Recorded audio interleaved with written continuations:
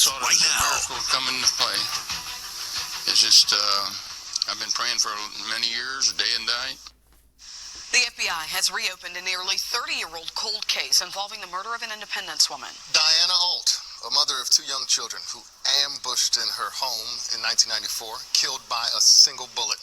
Now, nearly 3 decades later, the 41I team learned the FBI's Violent Crimes Task Force is taking another look at this unsolved murder. I-Team reporter Sarah Plake sat down with 2 task force members and Diana Alt's father. She has more in this exclusive report. Bill Lasky's prayers for justice and his daughter's murder may finally be answered. I just leave it up to the Lord. That's all I can do. Just after midnight on January 31st, 1994, Independence Police found 26-year-old Diana Alt brutally murdered. Her 2 young children nearby. Who killed this young mother? Just a special little kid. Has remained a mystery for nearly 30 years. We're very cautiously enthusiastic. Independence Task Force Officer Lauren Freeman and Jonathan Spaeth, special agent with the FBI's Violent Crime Task Force, talked to the KSHB I-Team exclusively, revealing they're reopening the investigation. I will say there are new leads, and we're going to follow those leads wherever the evidence takes us. The Independence Police Department asked the FBI to help them with this unsolved murder, and for the past 3 years, several task force officers have reworked the case. Took everything out of the bags at Independence. We looked through each bag, and then we determined from there what can be retested and what couldn't be retested. They're relying on new technology that wasn't available in 1994, including advancements in DNA analysis. And consulting with FBI's forensic laboratory, we submitted new items to them for testing. From that standpoint, we're able to give a fresher look to certain pieces of evidence in that case. The case started on Super Bowl Sunday. The Dallas Cowboys had just defeated the Buffalo Bills. Diana Alt returned home late from a watch party with her 4-year-old son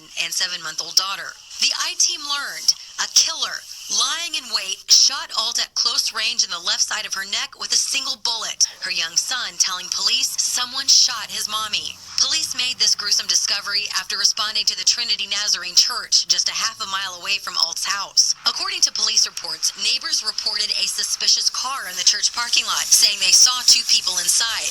Police learned that car, a red 1989 Pontiac Grand Prix, engine running, keys in the ignition, unoccupied, belonged to Alt. They examined the inside of the vehicle, and in their examination, they discovered a firearm. Police identified that gun as a .44 Magnum. 1 bullet had been fired, 2 live rounds were still in the cylinder. Task force members hope renewed attention to the case will trigger someone's memory. Yes, what any potential witness in this case would have to say would be important. Although prosecutors have never charged anyone in Alt's case, investigators uncovered a connection between her murder and the 1989 brutal stabbing of 18-year-old Sarah De Leon in Kansas City, Kansas. The connection?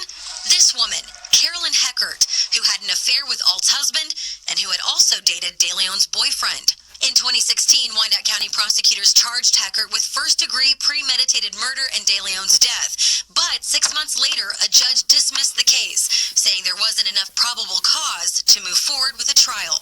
We asked if Heckert, who has publicly denied any involvement in Alt's murder, is now on the task force's radar. We are starting from the beginning, so it's just a fresh look at it, and then we'll start from the beginning and go down the road that the evidence takes us.